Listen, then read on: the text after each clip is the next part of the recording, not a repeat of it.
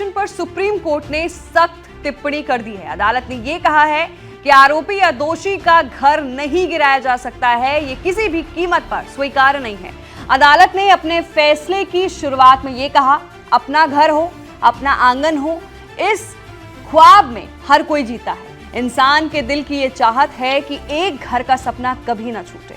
Supreme court ने दो टूक कहा कि इस मामले में मनमाना रवैया बर्दाश्त नहीं किया जाएगा। अधिकारी मनमाने तरीके से काम नहीं कर सकते हैं और बगैर सुनवाई आरोपी को दोषी नहीं करार नहीं दिया जा सकता है। जस्टिस गवाई ने फैसला सुनाते हुए यह भी कहा कि अपना घर पाने की चाहत हर दिल में होती है। हिंदी के मशहूर कवि प्रदीप ने इसे इस तरह से कहा है, घर सुरक्षा परिवार की सामूहिक उम्मीद है। क्या कार्यपालिका को किसी आरोपी व्यक्ति के परिवार की सुरक्षा छीनने की अनुमति दी जा सकती है? ये हमारे सामने एक सवाल है। कोर्ट ने यह कहा है कि मामले का दायरा सीमित है। मुद्दा यह है कि क्या किसी अपराध के आरोपी या दोषी होने पर संपत्ति को ध्वस्त किया जा सकता है। एक घर केवल एक संपत्ति नहीं है, बल्कि सुरक्षा के लिए परिवार की सामूहिक उम्मीद का प्रतीक भी है। क्या हो सकता है, क्या नहीं, इस मामले पर भी बात करेंगे। सिर्फ इसलिए घर नहीं गिराया जा सकता क्योंकि कोई व्यक्ति आरोपी है, राज आरोपी या दोषी के खिलाफ मनमानी कार्रवाई नहीं कर सकता है। बुलडोजर एक्शन सामूहिक दंड देने के जैसा है, जिसकी संविधान में अनुमति नहीं है। निष्पक्ष सुनवाई के बिना किसी को दोषी नहीं ठहराया जा सकता है। कानून के शासन, कानूनी व्यवस्था में निष्पक्षता पर विचार करना होगा। कानून का शासन मनमाने विवेक की अनुमति नहीं देता है। चुनिंदा डेमोलिशन से सत्ता के दुरुपयोग का सवाल भी उठता है। आरोपी और यहां तक कि दोषियों को भी आपराधिक कानून में सुरक्षा दी गई है। कानून के शासन को खत्म नहीं होने दिया जा सकता है। संवैधानिक लोकतंत्र में नागरिक अधिकारों और आजादी की सुरक्षा जरूरी है।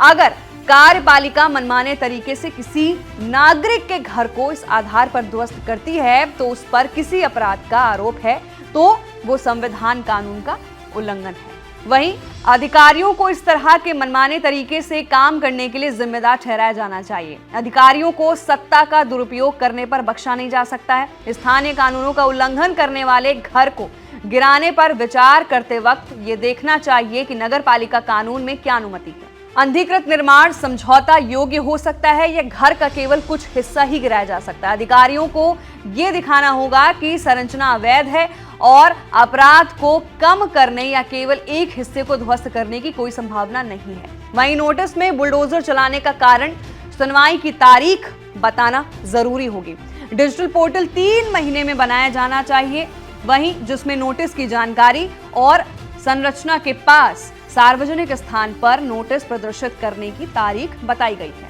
वहीं व्यक्तिगत सुनवाई की तारीख जरूर दी जानी चाहिए। आदेश में यह जरूर नोट किया जाना चाहिए कि बुलडोजर एक्शन की जरूरत क्यों है। केवल तभी इमारत गिराई जा सकती है जब अनधिकृत संरचना सार्वजनिक सड़क या रेलवे ट्रैक या जल निकाय पर हो। इसके साथ ही प्रक्रिया का पालन करने के बाद ही इमारत गिराई जा सकती है।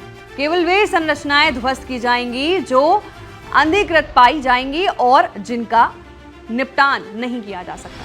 अगर अवैध तरीके से इमारत गिराई गई है तो अधिकारियों पर अवमानना की कार्रवाई की जाएगी और इन्हें हर्जाना देना होगा।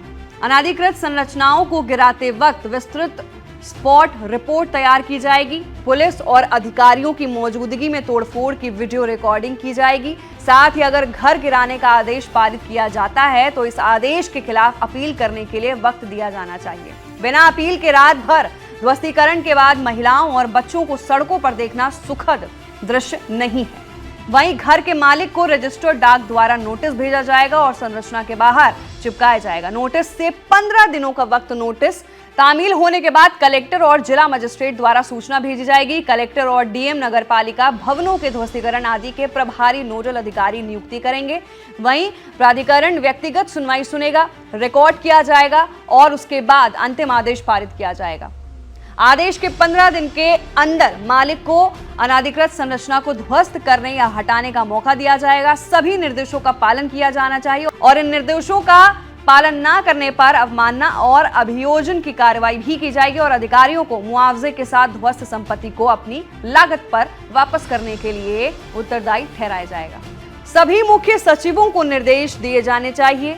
तो फिलहाल के लिए ये बुलडोजर एक्शन पर सुप्रीम कोर्ट की सुनवाई के दौरान ये सारी चीजें, ये सारे फैसले लिए गए हैं कि क्या होगा और क्या नहीं होगा, किसके घर गिराए जाएंगे, किसके नहीं गिराए जाएंगे।